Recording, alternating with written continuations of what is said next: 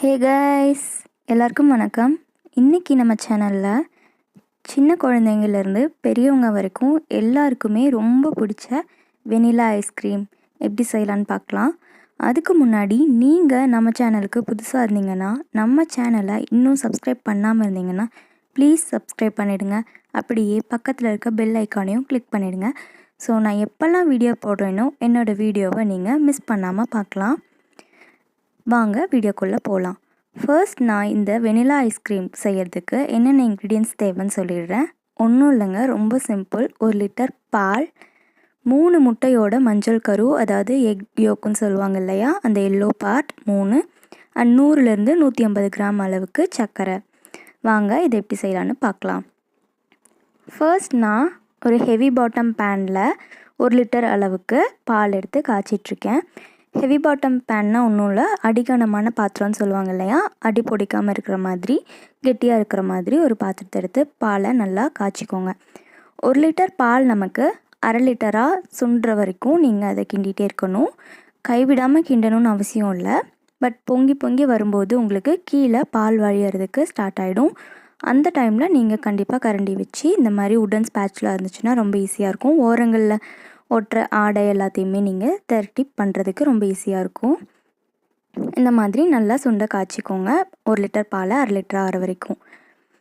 இந்த ஐஸ்கிரீம் பார்த்திங்கன்னா நம்ம ரொம்ப ஈஸியாக செஞ்சிடலாம். ஏன்னா நம்ம இதுக்கு கண்டென்ஸ்டு மில்க் ஆட் பண்ணல, கஸ்டர்ட் பவுடர் எதுவுமே ஆட் பண்ணல.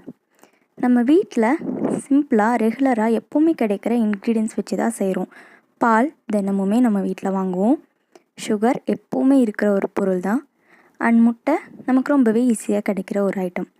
ஸோ இது 3ஐயும் தான் வச்சு நம்ம செய்கிறோம். இப்போ பார்த்திங்கன்னா பால் நல்லா சுண்டிகிட்ருக்கு.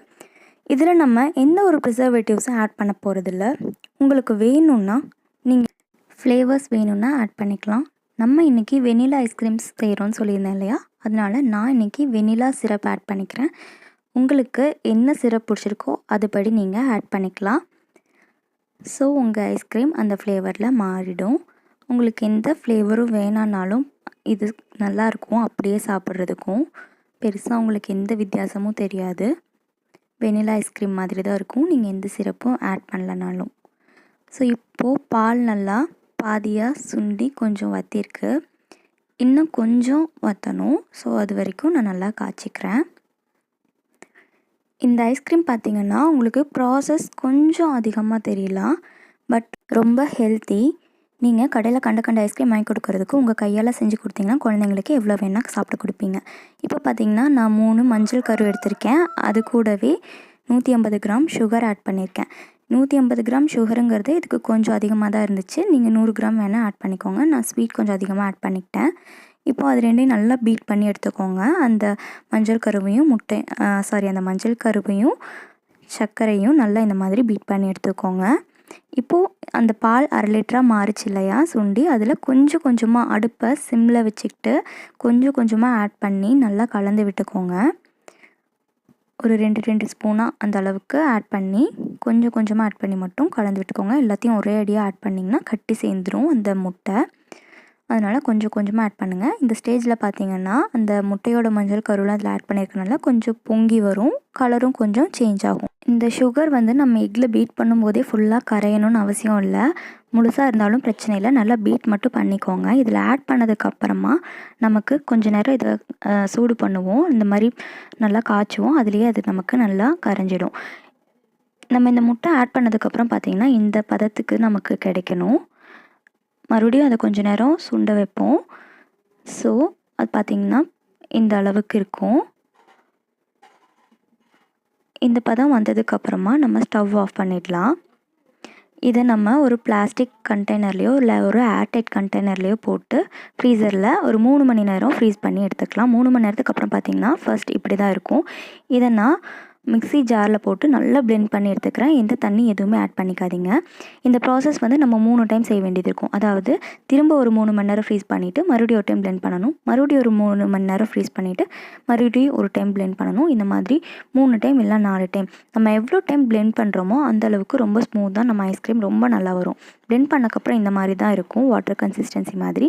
அதை திரும்பவும் நம்ம ஃப்ரீசரில் வச்சு ஃப்ரீஸ் பண்ணி எடுத்துக்கலாம். சொன்ன மாதிரி எத்தனை டைம் பிளெண்ட் பண்ணி எடுக்கிறோமோ, எவ்வளோ டைம் அரைச்சி எடுக்கிறோமோ அந்தளவுக்கு நம்ம ஐஸ்கிரீம் ஸ்மூத் அண்ட் சாஃப்டாக சூப்பராக வரும். நான் இன்றைக்கி 3 டைம் மட்டும் பிளெண்ட் பண்ணி எடுத்துக்கிட்டேன். பாருங்கள் எவ்வளோ நல்லா வந்திருக்குன்னு ஐஸ்கிரீம். இப்படி தான் வந்திருக்கு. நல்லா செட் ஆயிடுச்சு. நான் ஓவர் நைட் வச்சுட்டேன் அதுக்கப்புறம். ஸோ பார்த்திங்கன்னா இந்த மாதிரி நல்லா செட் ஆகிருந்தது. ரொம்ப அழகாக வந்திருந்தது அந்த டெக்ஸ்சர் எல்லாமே. எவ்வளோ அழகாக வருது பாருங்கள் நல்லா. ஸோ இந்த மாதிரி ஒவ்வொரு ஸ்கூப்பாக எடுத்து சர்வ் பண்ணுங்கள். உங்கள் குழந்தைங்களுக்கு கொடுங்க, பெரியவங்களுக்கு எல்லாருக்குமே கொடுங்க. ரொம்ப விரும்பி சாப்பிடக்கூடிய வெண்ணிலா ஐஸ்கிரீம் ரெடி ஆயிடுச்சு. நீங்களும் உங்கள் வீட்டில் கண்டிப்பாக அதை ட்ரை பண்ணுவீங்கன்னு நினைக்கிறேன்.